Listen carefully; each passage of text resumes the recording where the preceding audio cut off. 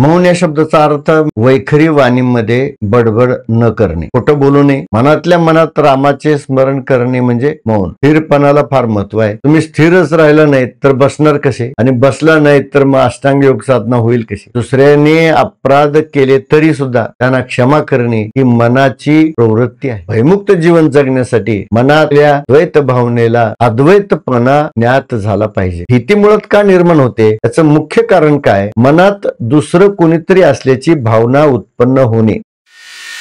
प्रथम चॅनलला सबस्क्राईब करून बेल आयकॉन दाबावा आणि शेअर करावे. श्री गणेशाय नमः. श्री सरस्वत्यै नमः. श्रीमद सद्गुरुचरणारविंदाभ्यां नमः.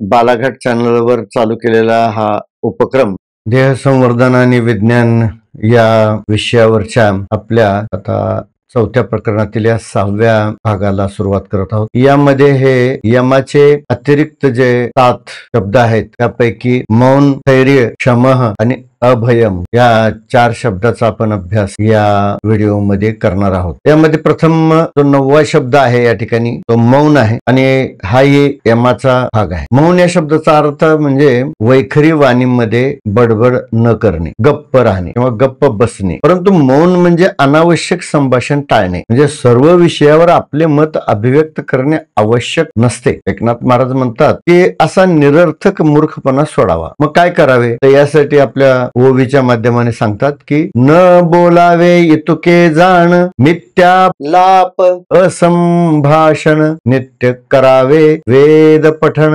गायत्री स्मरण का हरिरूप. न बोलावे म्हणजे गप्प बसणे नव्हे, केवळ वैखरी वाणी बंद ठेवून मनातल्या मनात लाखोली वाहणे म्हणजे मौन नाही. तर न बोलणे म्हणजे खोटे विवाद टाळणे, खोटं बोलू नये, खरे बोलता येत नसेल तर गप्प बसणे, मनातल्या मनात सतत वेदाचे पठन करणे, हरिनाम किंवा गायत्री मंत्राचा जप करणे. बोलायचे असेल तर असे बोलावे की तैसे साच आणि मवाळ, मितले आणि रसाळ, शब्द जैसे कल्लोळ अमृताचे. असं ज्ञानेश्वर महाराज आपल्या 13व्या अध्यायातल्या 217व्या ओवीत सांगतात की बोलायचंच झालं तर खरं बोलावं, तेही मृदू भाषेमध्ये, मवाळ भाषेमध्ये बोलावं. मितले म्हणजे कमीत कमी शब्दात आपलं म्हणणं मांडावं, आणि रसाळ म्हणजे जे आपण बोलू ते अगदी श्रवणीय असावं. आणि असे हे शब्द तोलून मोलून मोजून जणू काय ते अमृताचे कल्लोळ आहेत असं ऐकणाऱ्याला वाटावं, जणू काय हे शब्द अमृत आहे असं त्याला ते श्रवणीय वाटावं. म्हणून ज्ञानेश्वर महाराज आणखीन आपल्या एका ओवीत सांगतात की बाबा सत्याची तुझ लागी, स्तुती न देखोजी जगी, मौना वाचून लेणे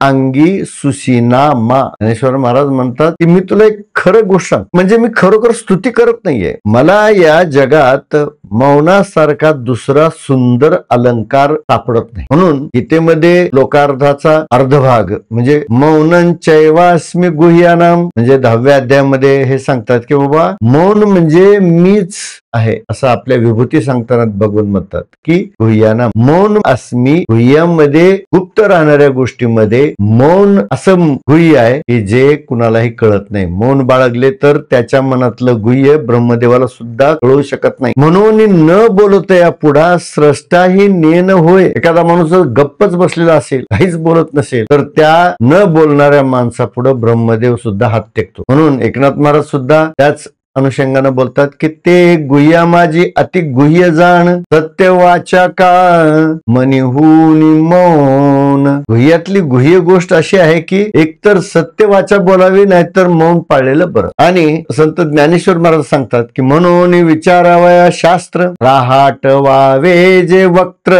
ते वाचेचेही सूत्र हातीन धरी. म्हणजे त्यामुळे धर्मग्रंथाचे पठण करण्यासाठी जीभ हलवणे विचारही मनात येत. मनातून आदेश नसेल तर जीभ तरी कशी बोलणार. मन शांती म्हणजे वाचेचा अनावश्यक वापर न करणे, मनातल्या मनात रामाचे स्मरण करणे म्हणजे मौन. भागवतात एकनाथ महाराज म्हणतात राम नामाचे जे स्मरण, या नाव गा महामौन.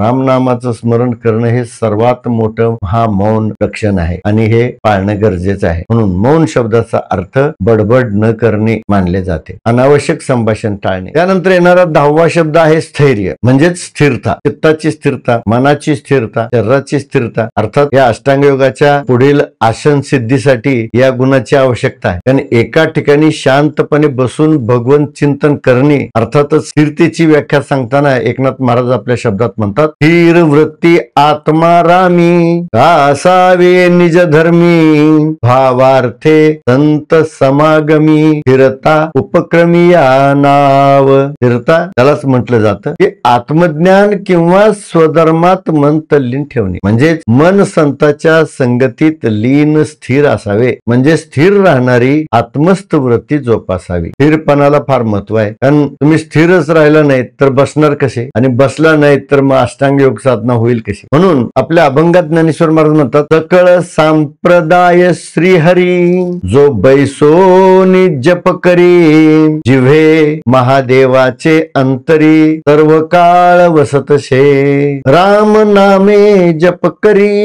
तो चितरे भवसागरी पितरा सहित निर्धारी वैकुंठपुरी पावले. संत ज्ञानदेव सांगतात की शरीर, मन आणि आत्मा एका ठिकाणी ठेवून नित्य श्रीहरीचा जप करावा. जसे आदिनाथ महादेव नेहमी आपल्या चित्तामध्ये चिंतनामध्ये राम नामाचे स्मरण करतात. नाम जप करणारी व्यक्ती भवसागरातून पूर्वजासह वैकुंठधामी जाऊ शकते किंवा जाईल. म्हणून आणि विषयाचे विष उलंडुनी जे सर्वेंद्रिया पाय प्रायश्चित देऊनी आहाती देहाची या बैसोनी झाडातळी. सर्व भौतिक वस्तू विषारी समजून दूर फेकून स्वतःला अलिप्त ठेवावे आणि सर्व इंद्रिय तृप्त करून शरीर शांत करावे. उपलब्ध शरीर एक वृक्ष मानून त्या आधारे इच्छाने भरलेला हा विषारी सागर पार करावा लागेल. आणि त्यासाठी प्रत्यक्ष चालायचं नाही तर बसायचं आहे. या शरीराला सुद्धा बसवायचं आहे आणि त्याचबरोबर उत्सृंखळ मनाला सुद्धा थांबवायचं आहे, बसवायचं आहे. म्हणून गीता उपदेशामध्ये एक श्लोक येतो, सर्व द्वारांनी संयम्य मनोवृद्धी निरुद्ध मूर्ध्याधायात मनः प्राणम आस्थितो योग धारणाम. बाह्य वस्तूकडे विविध मार्गाने धावणारे मानसिक आवेग थांबविण्यासाठी आणि त्यांना हृदयात बंद करण्यासाठी ठेवण्यासाठी अष्टांग योगाभ्यासाद्वारे बौद्धिक धारणेवर स्मरणशक्ती लक्ष केंद्रित केले पाहिजे, जेणेकरून ते मज्जा तंतूमध्ये फिरणारी संवेदनशील जीवन ऊर्जा उत्कर्षित करू शकेल. शरीर आणि मनाचे सर्वोच्च स्थान ब्रह्मरंध्र सहस्त्रदळी वसणाऱ्या आत्म्याचे ध्यान करावे. विषयोन्मुख मानसिकतेला आळा घालणे आवश्यक आहे. विषयाच्या मागे धावणारे इंद्रिय आणि इंद्रियाच्या बरोबर भटकणारे मन या सर्वांना आवरणं फार गरजेचं आहे. सर्व बाह्य दिशाकडे धावणारे मन हृदयात थांबवण्यासाठी बुद्धीचा अधिक वापर करणे आवश्यक आहे. बुद्धीने त्या ठिकाणी मनावर अंकुश ठेवणं गरजेचं आहे. बौद्धिक समज मजबूत करून निर्णायक बुद्धीने मनावर नियंत्रण ठेवण्यासाठी अष्टांग योग साधनेचा सतत सराव करणे, मनाने सर्वोत्तम शारीरिक हालचालीवर लक्ष केंद्रित करायला शिकले पाहिजे. अशा प्रकारे स्थिर राहण्याचा सराव हा माणसाने सतत करत राहावा. आता 11वा शब्द म्हणजे क्षमा. हा सहनशीलता व्यक्त करणारा किंवा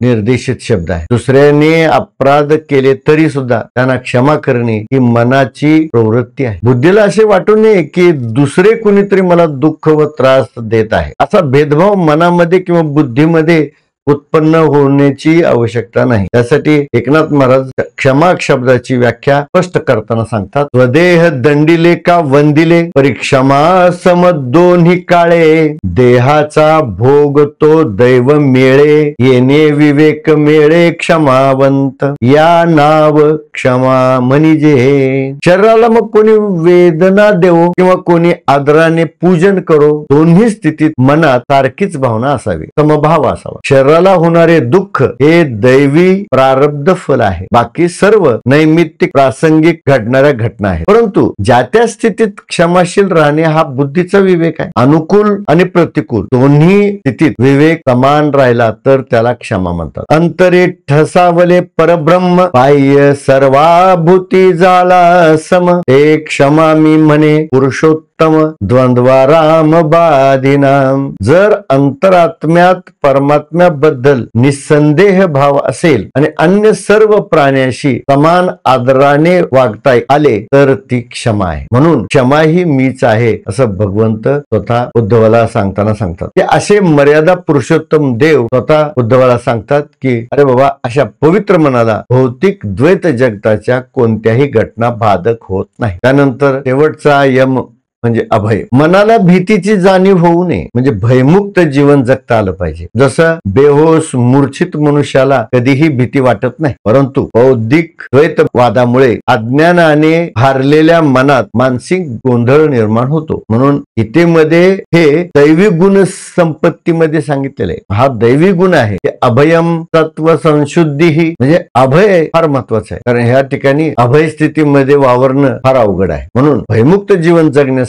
मनात भरलेल्या द्वैत भावनेला नाहीसे करून अद्वैतपणा ज्ञात झाला पाहिजे. म्हणून एकनाथ महाराज म्हणतात, आत्मा एक पंचभूते एक, तुझे पाहता नाही देख, निमाले भयाचे महादुःख, अभय निषेख या नाव. म्हणजे आत्मांशापासून ते स्थूल सृष्टीपर्यंत हे सगळं आत्मांशाच्याच संघटनेचा एक आकारी प्रकार आहे, एक महासंघटना आहे. ही फक्त त्या एकाचीच आहे. मग पंचमहाभूते जरी असली तरी तोच आत्मांश या ठिकाणी नांदत आहे. सगळीकडे आत्मांशच भरलेला आहे. मग भीती निर्माण होण्याचं कारण काय? कारण दुसरा कोणी या ठिकाणी नाहीच आहे. भीती मुळात का निर्माण होते याचं मुख्य कारण काय? मनात दुसरं कोणीतरी असल्याची भावना उत्पन्न होणे आणि त्या व्यक्तीबद्दल काहीही ज्ञात नसणे, माहिती नसणे. येथे बुद्धी दुर्बल आणि ज्ञानाचा अभाव हेच भीतीचे मुख्य कारण आहे. जेव्हा मनात द्वैत भावना नसते तेव्हा मनात अभय स्थिती असते. वैश्विक ब्रह्मांडात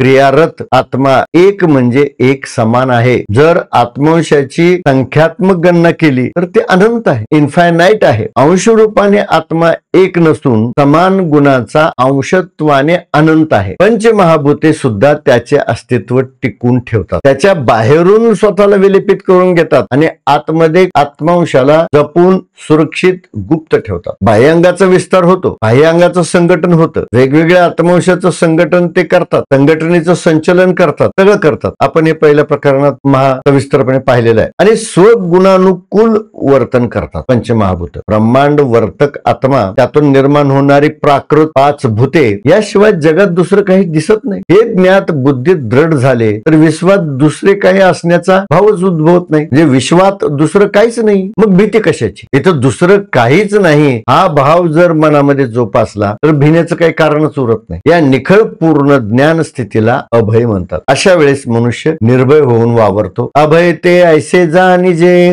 जे जे पारिखे देखीजे, ते ते होईजे आपणची. जे जे आपण समोर आपल्या डोळ्यांनी दुसऱ्या कुणाला पाहतोय असं वाटत असलं, परंतु त्याच्या मुळामध्ये गाभ्यामध्ये आपणच आहोत जेव्हा असं समजतं, तेव्हा मग द्वैतभाव उरत नाही. निमाल्या दुजयाच्या गोठी, ओखदाशी भय न मिळे सृष्टी, अभयाची स्वानंद पुष्टी, निजदृष्टी ठसावे. दुसऱ्या कुणाची कल्पनाच संपुष्टात आली तर ओखद म्हणजे औषधाला सुद्धा भय मिळत नाही. आजूबाजूला अन्य कोणाची कल्पित उपस्थिती मनात भीतीची भावना निर्माण करते. समोर जे दिसेल त्यात आपले प्रतिबिंब दिसले किंवा ते आपलेच उपांग असल्याच्या खात्रीने भीतीचा थांग पत्ता औषधाला सुद्धा उरत नाही. म्हणजे अंधारामध्ये आपला हात दिसत नसला आणि कोणत्या तरी कारणाने त्याची हालचाल झाली आणि आपल्याला वाटलं दुसरं कुणीतरी आलं, परंतु जेव्हा आपल्याला कळत नाही आपला हातच आहे, नंतर मग भिण्याचं काही कारण राहत नाही. तेव्हा मनात निर्भय आनंद जागृत होतो. दुसऱ्याच्या अस्तित्वाची जाण नाहीशी होणे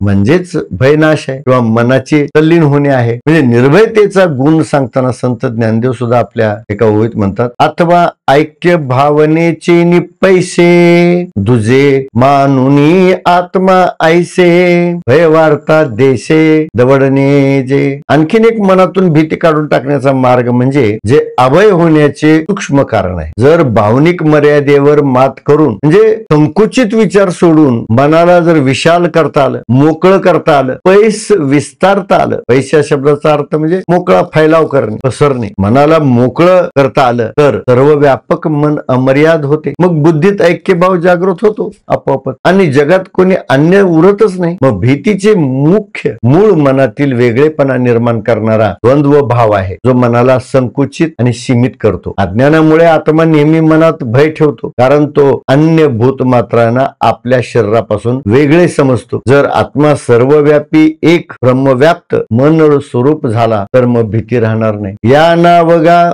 12 ही यम उद्धवा सांगितले सवर्म.